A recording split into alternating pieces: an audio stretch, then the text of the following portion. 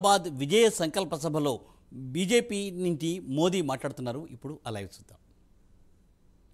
लेकिन जैसे ही सरकार बनी कांग्रेस कालेश्वरम स्कैम की फाइलें दबाकर बैठ गई और जब बीआरएस सत्ता में थी तब उन्होंने केस फॉर वोट मामले की जांच को आगे नहीं बढ़ने दिया.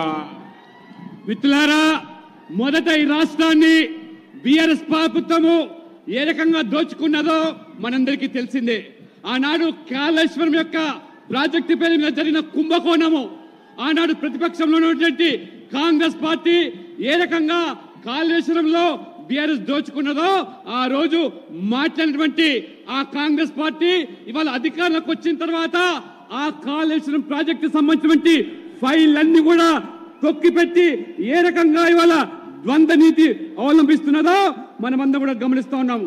కాబట్టి ఈ విధంగా కాంగ్రెస్ ప్రభుత్వము ఏ రకంగా ఇద్దరు కూడా తోడు దొంగలు కాబట్టి ఒకరినొకరు కాపాడుకునేటువంటి ప్రయత్నాన్ని చేస్తా ఉన్నారు. కాబట్టి జాగ్రత్తగా ఉండమని చెప్పి నేను కోరుతా ఉన్నాను. कांग्रेस बीआरएस दोनों अलग नहीं बल्कि दोनों एक ही करप्शन रैकेट के मेंबर्स हैं.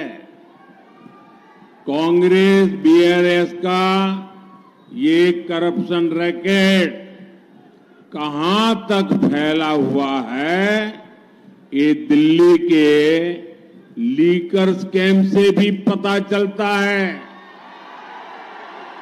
दिल्ली में जिस पार्टी ने लीकर स्कैम किया उसमें बीआरएस के लोग शामिल निकले और उसी पार्टी से दिल्ली में कांग्रेस का अलायंस है.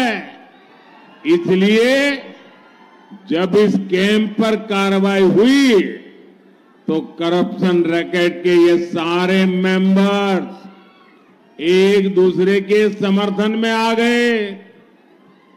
మిత్రులారా, కాంగ్రెస్ బీఆర్ఎస్ వేరు కాదని, తోడు దొంగలని చాలా స్పష్టంగా చెబుతా ఉన్నాను. ఎందుకంటే ఈ కాంగ్రెస్ బీఆర్ఎస్ రెండు కూడా ఈ ర్యాకెట్ కమిటీలో ఇద్దరు కూడా సభ్యులే. ఢిల్లీలో జరిగిన మద్యం కుంభకోణంలో ఏ రకంగా ఒక పార్టీ అవినీతికి పాల్పడితే ఆ పార్టీతో కలిసి ఈ బీఆర్ఎస్ ప్రభుత్వం ఏ రకంగా మద్యం కుంభకోణంలో పాల్పడ్డదో అటువంటి పార్టీతో ఇవాళ బీఆర్ఎస్ ఆ రకంగా అలయన్స్ లో కొనసాగుతూ ఉంటే మరి కాంగ్రెస్ పార్టీ ఏ రకంగా ఆ మద్యం కుంభకోణంలో ఉన్నటువంటి ఆ ఢిల్లీ పార్టీతో అనుబంధంగా ఉంటే ఇవాళ బీఆర్ఎస్ వేరు కాదనే విషయాన్ని, కాంగ్రెస్ వేరు కాదనే విషయాన్ని తెలుసుకోవాల్సి నేను కోరుతా ఉన్నాను. बीजेपी किसान कल्याण को प्राथमिकता देती है, लेकिन कांग्रेस हमारे अन्नदाता को भी धोखा देने में पीछे नहीं है. तेलंगाना में कांग्रेस ने सरकार बनने के 100 डेज के भीतर किसानों का कर्ज माफ करने का वादा किया था. वो वादा आज तक पूरा नहीं हुआ. पैडी पर 500 रुपये पर क्विंटल देने का वादा भी इन्होंने किया था.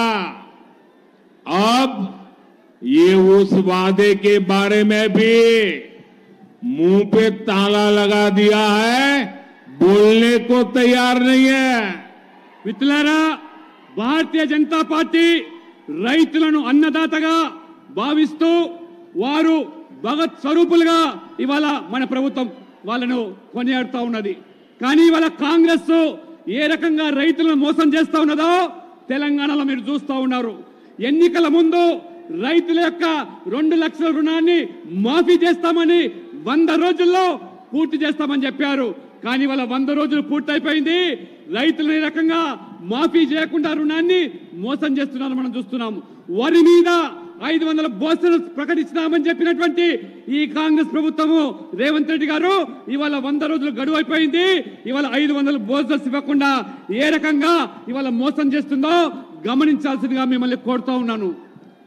साथियों, कांग्रेस को ताकत गरीब को गरीब बनाए रखने से मिलती है। तेलंगाना के मेरे नौजवान साथियों, आपका प्यार इतना है, आपका उत्साह इतना है,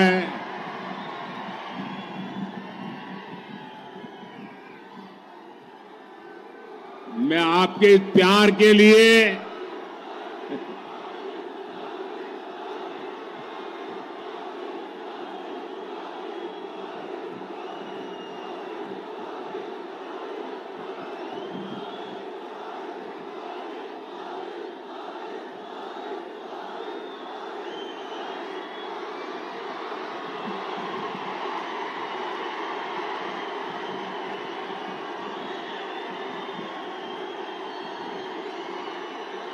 साथियों, ये आपका उत्साह